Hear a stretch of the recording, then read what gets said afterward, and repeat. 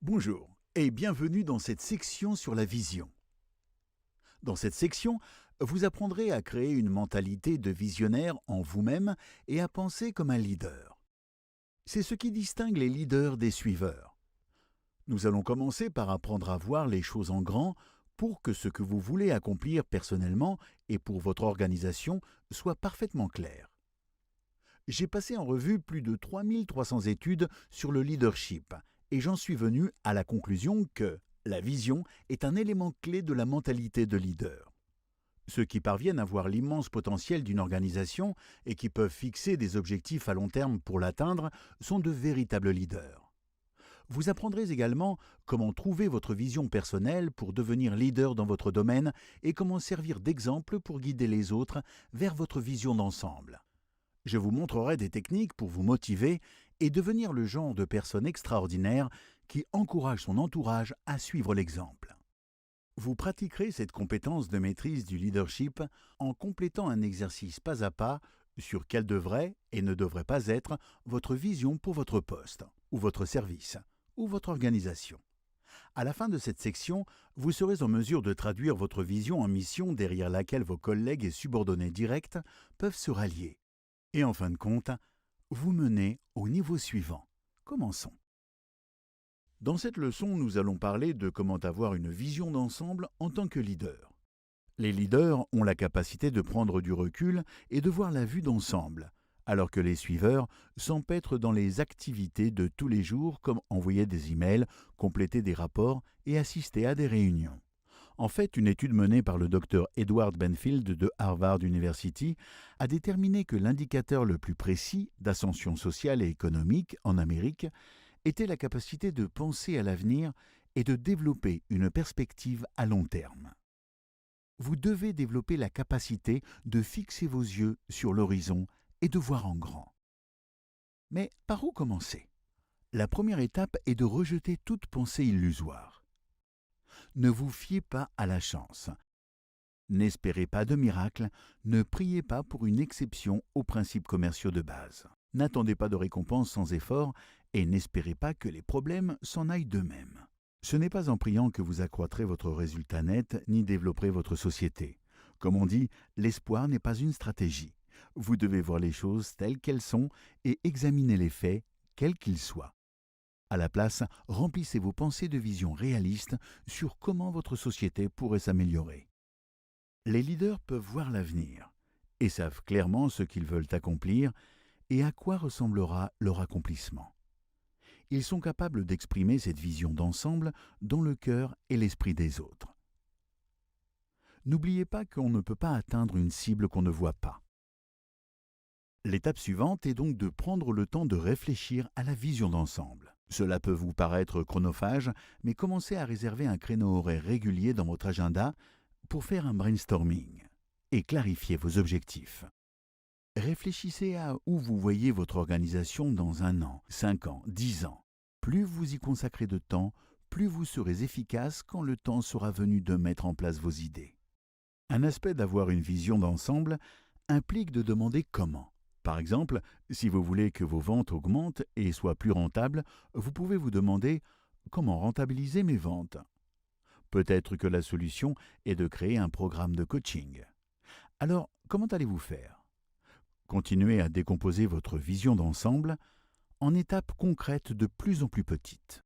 Maintenant, vous avez 1 ou 2 choses que vous pouvez faire immédiatement. Dernièrement, un autre aspect important de la vision d'ensemble est de se demander pourquoi. Quand vous vous lancez dans les affaires courantes pour accomplir vos objectifs globaux, n'oubliez pas de prendre du recul et de vous demander pourquoi vous avez choisi cet objectif spécifique. Pourquoi cet objectif est-il important à vos yeux?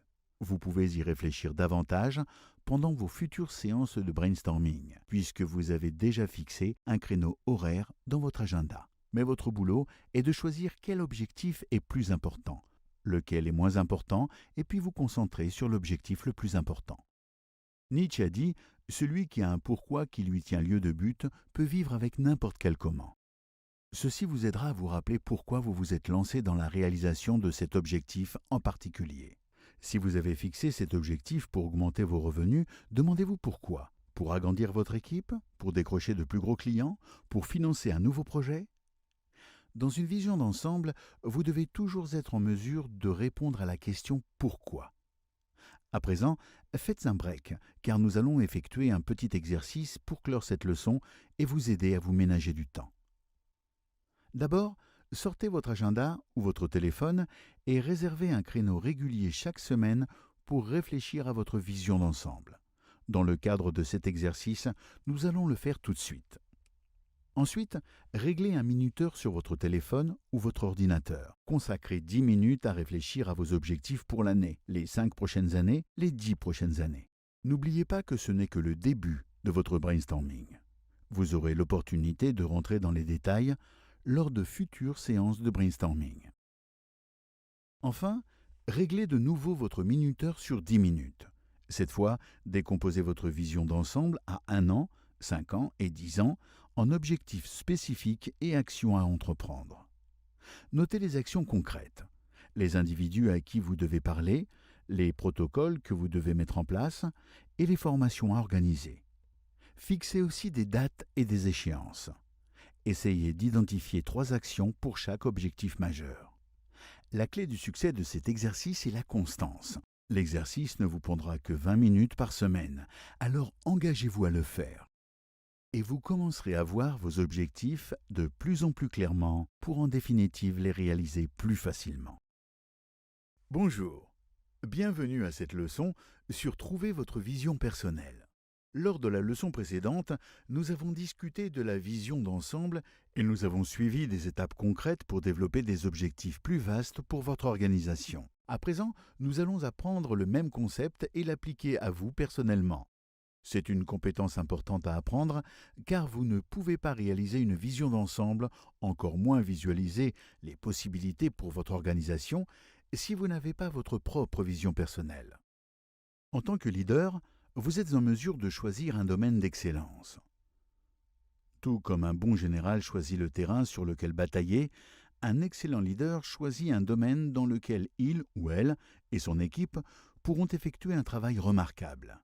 Quand vous vous engagez à l'excellence, vous exercez un des motivateurs les plus puissants de la psyché humaine.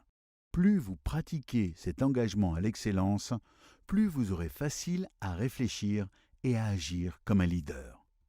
N'oubliez pas, tous les leaders qui inspirent le changement ont comme vision personnelle d'être les meilleurs.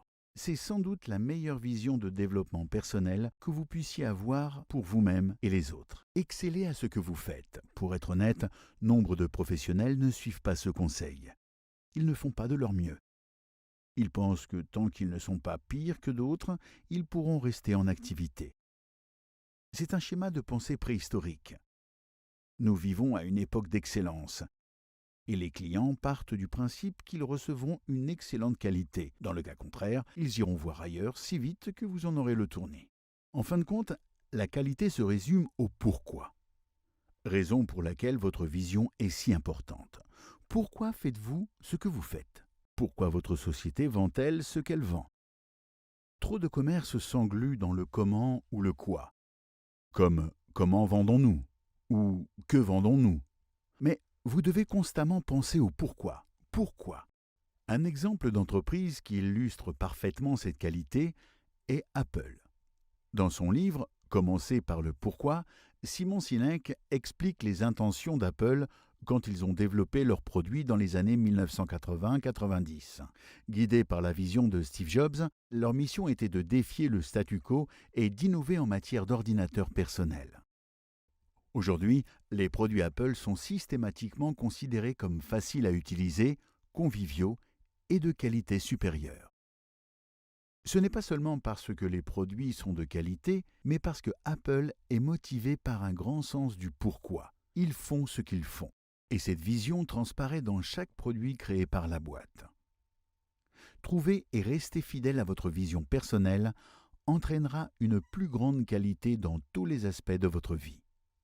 En fonction des événements personnels, professionnels ou économiques qui se produisent, gardez à l'esprit que votre vision personnelle pourrait changer avec le temps.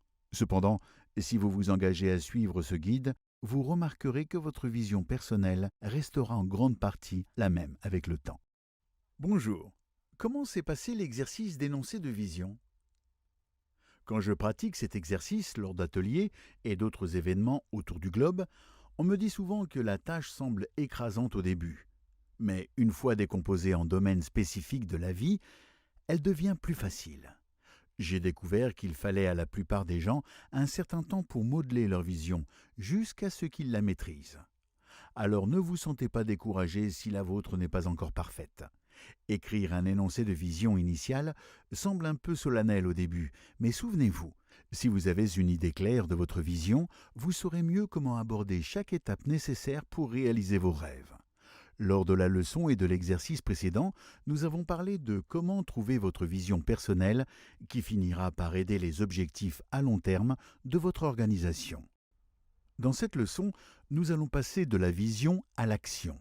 À présent, vous allez vous engager à cette vision pour vous-même et votre organisation en jouant le rôle de leader en prêchant par l'exemple. Vous avez une vision d'ensemble claire à laquelle les gens peuvent se rallier et maintenant, il s'agit de les convaincre de s'y rallier. La meilleure manière pour vous de motiver les autres est d'être vous-même motivé. La manière la plus rapide pour que les autres soient emballés par un projet est d'être vous-même emballé. Et la meilleure manière de convaincre les autres de s'engager à réaliser votre vision est d'y être vous-même complètement engagé. Le point de départ est de vous voir comme un exemple à suivre. Voyez-vous comme une personne qui met la barre haut pour que les autres suivent. Une caractéristique clé d'un bon leader est d'être exigeant envers lui ou elle-même et ses comportements. Ceci est étroitement lié à la vision et à nos applications de la loi de l'effort indirect. D'après cette loi, il est plus facile de devenir un leader en démontrant que vous possédez les qualités du leadership qu'en donnant simplement des ordres aux autres. Par exemple, un nouveau manager dans une organisation a un plan d'action pour lancer une nouvelle initiative. Il travaille dur à fixer des dates et à prendre des décisions et donne des ordres à son équipe sur ce qu'il veut qu'elle fasse exactement. Il la relance même fréquemment et l'assiste pour être sûr que chaque détail soit réglé. Bien qu'il démontre un niveau d'exigence élevé, de la diligence et de la résolution et fasse preuve d'autorité, ce micromanagement étouffe l'esprit d'innovation de l'équipe. C'est un bon manager, mais pas un excellent leader. En tant que leader, vous ne devez absolument pas devenir un micromanager. Après avoir communiqué clairement votre vision d'ensemble et vos objectifs à votre équipe, prenez du recul et laissez-les faire ce qu'ils font le mieux. Vous les avez embauchés pour une raison. Nous en reparlerons plus tard. Laissez-les innover, faire des suggestions et prendre des initiatives. Si au lieu de faire l'important, vous leur donnez le sentiment qu'ils sont importants, ils suivront votre exemple et vous traiteront de la même manière. Un autre facteur clé de montrer l'exemple est de renforcer l'autonomie de votre équipe en l'informant de tout ce qui affecte vos règles. Les gens veulent et ont besoin de sentir qu'ils sont des initiés dans leur travail. Il n'y a rien de plus démoralisant qu'être tenu dans l'ignorance. Partager votre vision d'ensemble et personnelle est un bon début pour encourager la transparence. Vous pouvez également les préparer aux changements imminents et leur expliquer les raisons, ou vous pouvez féliciter les membres de l'équipe qui ont eu de bonnes idées ou ont fait preuve d'excellentes initiatives. Ensuite, tenez-vous comme si tout le monde vous regardait. Dans la vraie vie, les leaders efficaces prêchent par l'exemple, comme si quelqu'un les suivait en cachette. Prenez des notes et des photos de leurs moindres gestes, afin que d'autres suivent leur exemple. Ce sont vos paroles et vos actions qui en disent le plus long sur vous à votre équipe. Tout ce que vous dites et faites est amplifié par ceux qui vous admirent. Soyez très conscient de vos paroles et de vos gestes, car ils ont un impact énorme. Il suffit d'une remarque positive à quelqu'un devant toute l'équipe ou d'un email de félicitations groupées pour booster le moral. C'est Dwight D. Eisenhower qui a dit que le leadership, c'est l'art de faire faire à quelqu'un quelque chose que vous voulez voir fait parce qu'il a envie de le faire. Au lieu de vouloir que les autres vous imitent, vivez une vie qui est si admirable que les autres veulent être comme vous, sans que vous ayez à le demander. La grandeur inspire la grandeur. Cela dit, le dernier facteur qui sépare un leader qui prêche par l'exemple de toute autre personne en charge, c'est de ne pas craindre de descendre dans les tranchées et d'accompagner son équipe. Vous n'êtes pas obligé d'être le meilleur, mais votre vision intérieure et votre motivation personnelle profonde sont un bon moyen de créer un lien de confiance et de mener en première ligne.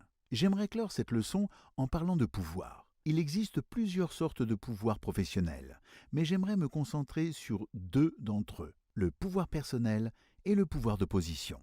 Le pouvoir de position est un pouvoir qui accompagne un statut ou un poste dans n'importe quelle organisation. Si vous devenez manager dans une entreprise, certains pouvoirs et privilèges accompagnent automatiquement votre nouveau rang. Vous pouvez donner des ordres et prendre certaines décisions. Vous pouvez être un leader qu'on apprécie ou pas. Le pouvoir personnel, d'un autre côté, est le pouvoir que vous attirez à vous en raison du genre de personne que vous êtes. Dans chaque organisation, il y a des individus démesurément influents et admirés, même s'ils n'ont pas un rang très élevé dans la hiérarchie. Ce sont des hommes et des femmes qui sont de véritables leaders en raison de leur qualité, de leur caractère et de leur personnalité. Si vous prêchez par l'exemple et suivez les étapes discutées, vous accumulerez du pouvoir personnel et le respect de votre équipe. Vous deviendrez un leader qui motive et inspire les autres à être performants à tous les niveaux, bien au-delà de ce qu'ils auraient cru possible. Félicitations, vous avez achevé cette section sur la vision. Dans cette section, vous avez appris à vous motiver en visualisant la vision d'ensemble, à fixer des objectifs visionnaires pour vous-même et votre avenir, et à prêcher par l'exemple pour motiver les autres à œuvrer vers la réalisation de cette vision.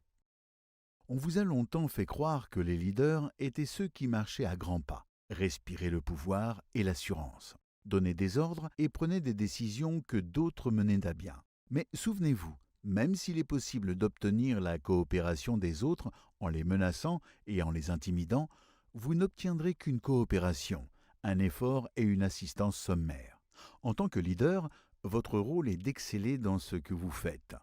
Votre rôle est d'avoir pour vision d'être exigeant dans votre manière de servir les autres. Non seulement vous incarnez l'excellence dans votre comportement, mais vous inspirez les autres pour qu'eux aussi s'engagent à cette vision d'excellence. La marque des véritables leaders est de mener par l'action. Ils sont prêts à se lancer les premiers. Ils montrent l'exemple et servent de guide. Ils font ce qu'ils attendent des autres. Et en terminant cette section et le reste de ce cours, vous serez bien parti pour devenir l'un d'entre eux. À présent, passons à la section suivante sur l'intégrité. Une des questions que j'entends souvent sur le leadership est « Comment rester confiant en tant que leader en situation incertaine ?» Eh bien, l'un des outils les plus puissants à disposition pour décupler vos capacités est appelé visualisation créative. Lorsque vous êtes confronté à ou vivez une situation incertaine, visualisez-vous mentalement très clairement en tant qu'excellent leader. Voyez-vous, personne n'est leader dès le départ. Les gens commencent par prendre des responsabilités ou reçoivent un travail à faire et le font, puis quelqu'un les complimente et dit « bon travail ». Ensuite, ils commencent à se voir comme une personne qui se porte volontaire, accepte les responsabilités et fait ce qu'il faut. Alors, visualisez-vous complètement calme et assuré en tant que leader en toute situation. Avant de vous endormir, recourez à la visualisation et créez une image de vous-même forte, assurée, positive et prête à prendre en charge le lendemain. On dit qu'en fin de compte, toute amélioration dans vos circonstances extérieures commence par une amélioration dans votre visualisation mentale. Si vous alimentez continuellement votre esprit d'images intérieures claires de vous-même en tant que leader, très bientôt vous commencerez à penser, à vous sentir et à vous imaginer comme un leader, ce qui s'exprimera dans votre vie intérieure.